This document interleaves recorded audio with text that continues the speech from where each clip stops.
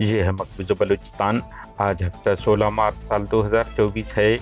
Balochistan today سے آج کی علاقائی خبروں کے ساتھ میں ہوں آپ کا میزبان الیاس بلوچ۔ پاکستانی فورسز پر فائرنگ اور بم حملے کی ذمہ داری PLA نے قبول کر لی۔ سبی فائرنگ، DSP ہلاک، ایک حملہ آور زخمی حالت میں گرفتار۔ پولیس تربت لیویز مسلح افراد درمیان مبینہ فائرنگ کا تبادلہ، 2 افراد ہلاک ہو گئے۔ سرگودا بلوچ طالب علم خداداد کی جبری گمشدگی خلاف احتجاجی پرامن مظاہرے پر یونیورسٹی انتظامیہ کا دھاوا، تصاویر چھین کر انہیں روک دیا گیا۔ طلباء کی مذمت۔ حب کے قریب کوئٹہ کراچی شاہراہ گڈانی کے مقام پر ایرانی تیل بردار کار اور موٹر سائیکل میں تصادم کے نتیجے میں کار اور موٹر سائیکل سوار سمیت 4 افراد جھلس کر ہلاک ہو گئے۔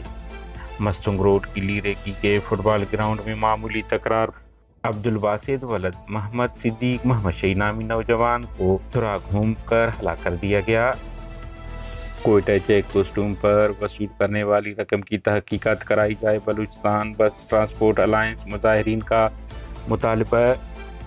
کوئٹہ جامعہ بلوچستان کے اساتذہ ملازمین نے تنخواہوں کی بندش، مصنوعی مالی بحران خلاف مین گیٹ سے سریاب روڈ اڈہ تک احتجاجی ریلی نکالی۔ خضدار میں چوری، ڈکیتی اور قتل کے وارداتوں کا تدارک کیا جائے، آل پارٹیز ایکشن کمیٹی۔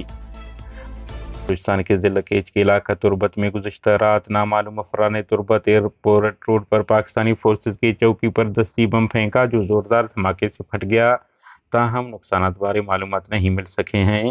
علاوہ ازیں کیچ تم کے علاقہ کسانوں میں قائم پاکستانی فورسز کے پوسٹ کو حملے میں نشانہ بنایا گیا، جس کے نتیجے میں فورسز کو جانی مالی نقصان پہنچا۔ آخری اطلاع تک مذکورہ حملے کی ذمہ داری بلوچ لبریشن آرمی BLA کے ترجمان GN بلوچ نے قبول کی ہے۔ انہوں نے کہا ہے کہ سرمچاروں نے کسانوں کے مقام پر قائم دشمن فوج کے پوسٹ پر گرنیڈ لانچر سے متعدد گولے داغے۔ دھماکوں کے نتیجے میں قابض فوج کو جانی مالی نقصانات سے دوچار کیا گیا۔ بلوچستان کے علاقہ سبی میں چینک چوک پر فائرنگ کے واقعہ میں DSP خالد مری ہلاک ہو گئے۔ پولیس کا دعویٰ ہے کہ DSP کے محافظ کی جوابی فائرنگ میں ایک حملہ آور کو زخمی کر کے گرفتار کر لیا گیا ہے۔ واقعے کی تحقیقات جاری ہے، تاہم پولیس نے مذکور شخص کی شناخت ظاہر نہیں کی ہے۔ دوسری جانب عوامی حلقوں نے خدشے کا اظہار کیا ہے کہ کہیں ایسا نہ ہو کہ کسی لاپتہ شخص کو منظر عام پر لا کر DSP کے قتل کا کیس ان پر درج نہ کیا جائے۔